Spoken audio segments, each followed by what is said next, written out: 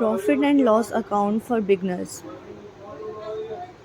तो सबसे पहले हम प्रॉफिट एंड लॉस अकाउंट का सीखेंगे कि उसका फॉर्मेट कैसा होता है और उसका मतलब क्या होता है। तो यहाँ पे दिया हुआ है profit and loss statement. A profit and loss statement is a fundamental financial document that provides a comprehensive overview of a business revenues, costs, and expenses during a specific period, usually a fiscal or quarter or year. It serves as a crucial tool for assessing the financial health and performance of a company, offering insights into its ability to generate profits and sustain operations.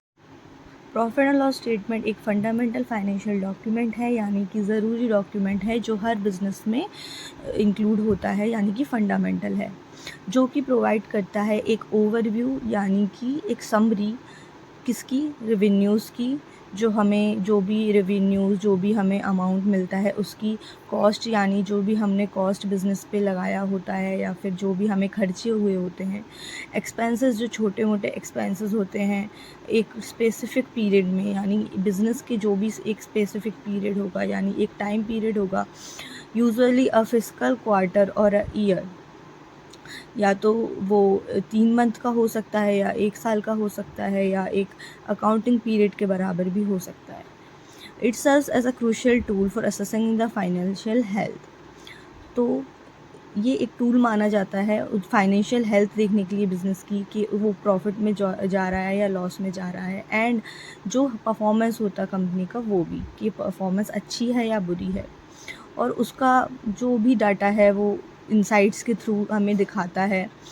तो और ये बताता है कि जिससे हम अपना profit maintain कर पाएँ और प्रॉफिट अच्छे से सस्टेन कर पाएँ ऑपरेशंस के साथ, जो भी हम बिज़नेस ऑपरेशंस उसमें करते हैं, और लॉस को हम मिनिमाइज़ कर पाएँ। प्रॉफिट एंड लॉस अकाउंट को कैसे बनाना है उसके लिए हमें यहाँ पे फॉर्मेट दिया गया हुआ है। आप चाहें तो इसको ज़ूम करके इसका स्क्रीनशॉट भी ले सकते हैं। तो किसी भी फाइनेंशियल स्टेटमेंट्स में हम सबसे पहले एक साइड उसका होता है उसको बोलते हैं डेबिट, और दूसरी साइड उसका होता है उसको बोलते हैं क्रेडिट। दोनों तरफ अमाउंट्स होते हैं, ठीक है। जो लेफ़्ट साइड में जो अमाउंट होता है, अमाउंट का जो कॉलम होता है उसको हम डेबिट साइड बोलते हैं, और जो राइट साइड में होता है उसको हम क्रेडिट साइड बोलते हैं। सबको मालूम होना चाहिए यहाँ पे प्रॉफिट एंड लॉस अकाउंट से पहले सबसे पहले ट्रेडिंग अकाउंट बनता है। तो यहाँ पे दिया हुआ है सबसे फर्स्ट में टू ग्रॉस लॉस BD।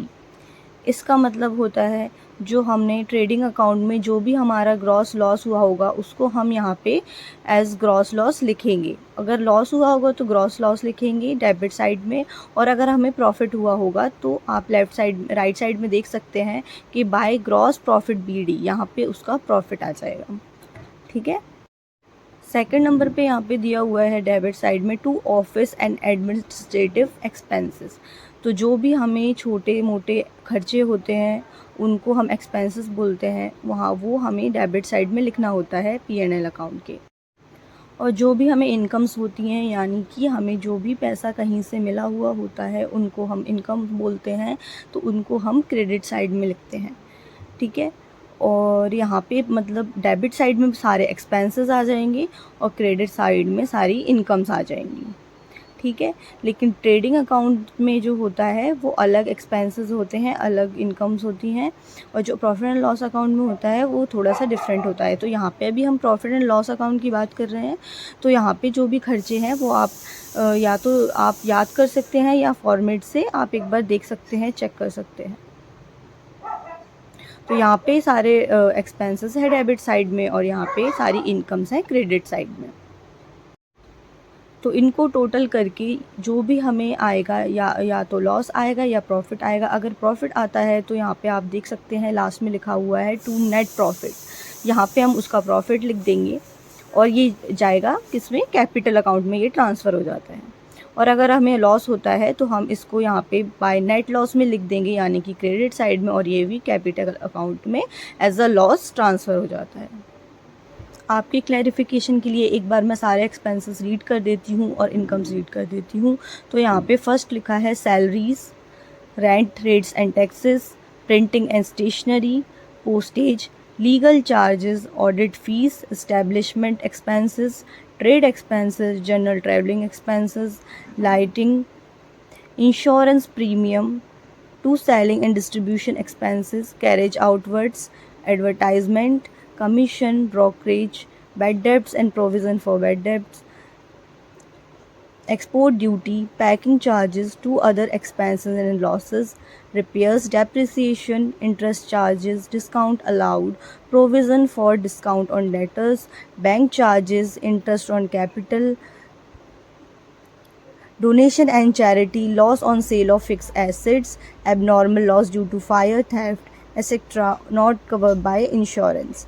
तो मैं यहाँ पे एक चीज़ क्लियर करना चाहूँगी, जो कि डिस्काउंट अलाउड है। तो डिस्काउंट अलाउड हमारे लिए लॉस होता है तो वो एक्सपेंसेस में आ जाएगा। और यहाँ पे इनकम्स में दिया गया हुआ है बाय इनडायरेक्ट इनकम, जितनी भी हमें इनडायरेक्टली इनकम्स होती हैं वो यहाँ पे दिखी जाती हैं। तो यहाँ पे सबसे पहले दिया हुआ है rent earn, discount received, commission earn, interest on investments, dividend on shares, bad debts recovered, profit on sale of fixed asset, apprenticeship premium, miscellaneous receipt by net loss. Okay, तो नेक्स्ट यहाँ पर एग्जांपल दिया हुआ है, ये basic example दिया हुआ है प्रॉफिट एंड लॉस अकाउंट का। From the following particulars prepare a profit and loss account for the year ending 2023। तो सबसे फर्स्ट नंबर पे दिया हुआ है gross profit, okay, and amount दिया हुआ है। तो जो ग्रॉस प्रॉफिट होता है वो इनकम होती है हमारे लिए, तो वो क्रेडिट साइड में आएगी, इनकम साइड में आएगी। तो यहाँ पे हमने लिखा है by gross profit income side में, ठीक है। नेक्स्ट है ट्रेड एक्सपेंसेस, तो ये एक्सपेंसेस साइड में आएगी, तो हमें इसको डेबिट साइड लिखना होगा। तो यहाँ पे हमने फर्स्ट में डेबिट साइड इसको लिख दिया है, टू ट्रेड एक्सपेंसेस 1000। नेक्स्ट है कैरेज ऑन सेल्स, तो कैरेज ऑन सेल्स हमारे लिए एक्सपेंस होता है, फिर से हमने इसको एक्सपेंस साइड लिख दिया है 5000 रुपीज़।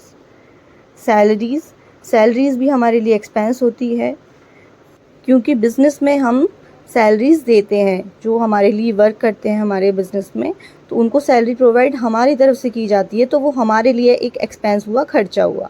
तो हमने यहाँ पे लिख दिया टू सैलरीज एक्सपेंस साइड में 7600 रुपीज़। नाउ ऑडिट फ़ी, तो ऑडिट फ़ी जो होती है, जो भी हमारे लिए ऑडिटर जो ऑडिट करते हैं या चेक करते हैं डॉक्यूमेंट्स, उसके लिए हम उनको फ़ी देते हैं, उसको हम ऑडिट फ़ी बोलते हैं। तो ये भी हमारे लिए एक्सपेंस हुआ, तो ये भी आया 800 रुपीज़ एक्सपेंस साइड में। सन्ड्री एक्सपेंसेस, ये भी एक्सपेंस है, तो यहाँ पे 180 रुपीज़ लिख दिया। Now in the right side by commission received, commission हमें रिसीव हुई है, यानी ये हमारे लिए इनकम है, तो ये इनकम साइड में आ जाएगी।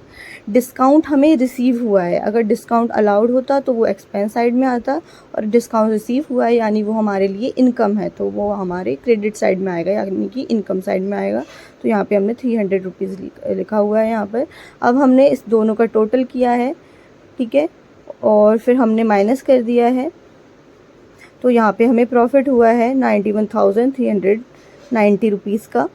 ये आगे हमारा नेट प्रॉफिट। तो हम देखेंगे अब example number 2, from the following figures calculate net profit. तो सबसे पहले यहाँ पे दिया हुआ है ऑपरेटिंग प्रॉफिट, तो हमने यहाँ पे operating profit by operating profit income side लिख दिया है।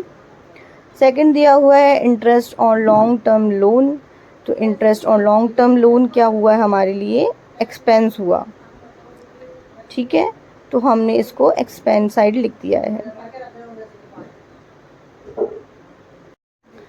नेक्स्ट है loss on sale of furniture, तो हमें अगर फर्नीचर की सेल पे लॉस हुआ है तो ये हमारे लिए खर्चा हुआ, तो ये आएगा एक्सपेंस साइड में। Loss on sale of furniture हमने लिख दिया है यहाँ पे कितना, 70,000 रुपीज़। नेक्स्ट है लॉस बाय फायर, तो हमें आग की वजह से कुछ नुकसान उठाना पड़ा है, तो वो भी हमारे लिए एक्सपेंस हुआ, तो यहाँ पे आएगा 50,200 रुपीज़ लॉस बाय फायर के नाम से, ठीक है। नेक्स्ट है गेन ऑन सेल और ऑफ मशीनरी, हमने यहाँ पे मशीन सेल की हुई है और हमें यहाँ पे गेन हुआ है, यानी कि प्रॉफिट हुआ है, तो ये आएगा इनकम साइड में। तो यहाँ पे हम लिख देंगे बाय की तरफ इनकम की side gain on sale of machinery. Next है डिविडेंड रिसीव। तो हमें किसी से डिविडेंड रिसीव हुआ है यानी कि वो हमारे लिए इनकम है, तो यहाँ पे हम लिख देंगे 5600 रुपीज़। ओके, टोटल करने के बाद हमें नेट प्रॉफिट हुआ है, तो यहाँ पे हमने 2 नेट प्रॉफिट लिख दिया है। मैंने जैसा आपको बताया कि अगर हमें नेट लॉस होता है तो वो बाय के साइड आएगा यानी कि इनकम साइड आएगा, और अगर हमें प्रॉफिट होता है तो वो 2 की साइड आएगा। पर एग्जाम्पल नंबर 3 दिया हुआ है, prepare profit and loss from the following information. अब यहाँ पे मैं एक चीज़ क्लियर कर दूँ, जो इसका सॉल्यूशन दिया हुआ है वो अलग फॉर्मेट में दिया हुआ है, आप यहाँ पे कंफ्यूज नहीं होना। तो यहाँ पे एक फॉर्मेट होता है जिसका फर्स्ट पॉइंट होता है revenue from operation, second point होता है अदर इनकम, थर्ड पॉइंट होता है टोटल रेवेन्यू, एंड यहाँ पे फर्स्ट एंड सेकंड पॉइंट को प्लस किया गया हुआ है। एंड नेक्स्ट फोर्थ होता है एक्सपेंसेस, एंड फिफ्थ होता है ऑपरेटिंग प्रॉफिट। यानी कि आपको मैं आगे समझाऊंगी इसको कैसे कैलकुलेट करना है, आप इसमें कंफ्यूज मत होइएगा। तो यहाँ पे सबसे पहले दिया हुआ है सेल्स रेवेन्यू। तो सेल्स रेवेन्यू किसके अंडर में आता है? तो सेल्स रेवेन्यू आता है रेवेन्यू फ्रॉम ऑपरेशंस, क्योंकि जब हमने सेल्स करी है तो उस पर जो हमें रेवेन्यू मिला है वो हमारे लिए क्या हुआ? प्रॉफिट हुआ।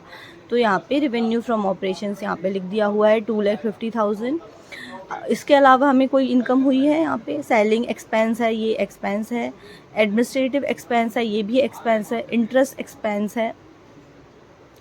यहाँ पे सारे एक्सपेंसेस सिर्फ हमें रेवेन्यू फ्रॉम ऑपरेशन में एक सेल्स रेवेन्यू हुआ है, इसीलिए हमने फर्स्ट पॉइंट में सिर्फ सेल्स रेवेन्यू लिखा है। अगर हमें अदर रेवेन्यूज़ होते तो भी हम इसमें ऐड करते। नेक्स्ट है अदर इनकम। तो कोई इनकम नहीं है इसके अलावा, तो यहाँ पे हमने ब्लैंक छोड़ दिया है। अब इसको हमने टोटल रेवेन्यू में प्लस किया है, ये फॉर्मेट के हिसाब से है टोटल रेवेन्यू। तो जो फर्स्ट पॉइंट था और जो सेकंड पॉइंट है अदर इनकम में कुछ भी नहीं है, तो वहाँ पे ज़ीरो है, इसलिए हमने वैसा का वैसा 2,50,000 लिख दिया है। अब फोर्थ में आता है एक्सपेंसेस। तो एक्सपेंसेस हमें कितने दिए हुए हैं यहाँ पे? एक है एडमिनिस्ट्रेटिव एक्सपेंस, यहाँ पे सेलिंग एक्सपेंस है, ठीक है। तो यहाँ पे हमने लिख दिया है selling expense 50,000, administrative expense, okay. अब यहाँ पे इन्होंने जो इंटरेस्ट एक्सपेंस है, क्योंकि हमें यहाँ पे ऑपरेटिंग प्रॉफिट के हिसाब से कैलकुलेट करना है, तो यहाँ पे इन्होंने जो इंटरेस्ट एक्सपेंस है वो इंटरेस्ट पेड की जगह माइनस किया हुआ है 10,000, आप देख सकते हैं फिफ्थ पॉइंट पर, ठीक है। तो ये एक्सपेंसेस में काउंट नहीं होगा, ये प्रॉफिट में से लेस किया जाएगा जो इंटरेस्ट पेड है, क्योंकि इंटरेस्ट प्रॉफिट में से लेस होता है। उसके बाद यहाँ पे टैक्स पेड है, तो वो भी यहाँ पे उन्होंने लेस किया हुआ है, ठीक है। तो यहाँ पे ऑपरेटिंग प्रॉफिट क्या है, जो प्रॉफिट आया है हमें, तो यहाँ पे हमने एक्सपेंसेस में टोटल कर लिया है। रेवेन्यू फ्रॉम ऑपरेशंस है 2,50,000, ठीक है। यहाँ पे एक्सपेंसेस हैं 80,000, और जो ऑपरेटिंग प्रॉफिट है वो third point minus fourth point है, यानी कि टोटल रेवेन्यू में से जो भी एक्सपेंसेस हमने लेस कर दिए हैं उसके बाद आया है 1,70,000, यानी कि 2,50,000 में से हमने 80,000 को लेस कर दिया है, ओके। उसके बाद 1,70,000 बचता है, तो उसमें से हमने जो इंटरेस्ट पेड है वो लेस कर दिया है, और उसके बाद हमने जो टैक्स पेड है वो भी लेस कर दिया है। तो प्रॉफिट जो इसको हम बोलते हैं वो बोलते हैं profit after interest and tax, यानी ये पॉइंट आता है इसमें फॉर्मेट में, इसलिए हमने यहाँ पे ऐसे लिखा हुआ है। तो जो प्रॉफिट आया है इंटरेस्ट और टैक्स को माइनस करने के बाद वो है 1,45,000, ठीक है। तो ये फॉर्मेट भी आप याद कर लीजिए, अगर इस टाइप का कभी प्रॉफिट एंड लॉस स्टेटमेंट आता है तो उसको ऐसे ही कैलकुलेट करना पड़ेगा। मैं आपको एक बार और समझा देती हूँ। फर्स्ट पॉइंट आएगा revenue from operation, second point आएगा अदर इनकम, थर्ड पॉइंट आएगा टोटल रेवेन्यू, यानी फर्स्ट और सेकंड को ऐड करना है, फोर्थ आएगा एक्सपेंसेस, जो भी एक्सपेंसेस होंगे टोटल एक्सपेंसेस उनको ऐड कर लेना, फिफ्थ आएगा ऑपरेटिंग प्रॉफिट, जो भी उनको प्रॉफिट आएगा जो रेवेन्यू माइनस करके, रेवेन्यू में से एक्सपेंसेस माइनस करके जो भी आएगा वो उसको ऑपरेटिंग प्रॉफिट बोला जाएगा। फिर उसमें से इंटरेस्ट पेड और टैक्स पेड लेस करके profit after interest and tax आ जाएगा। तो ये हमारा हो जाएगा प्रॉफिट एंड लॉस स्टेटमेंट का प्रॉफिट, ओके। जो भी डाउट्स हैं वो आप कमेंट कर सकते हैं। एंड यहाँ पे ख़त्म होती है आज की क्लास।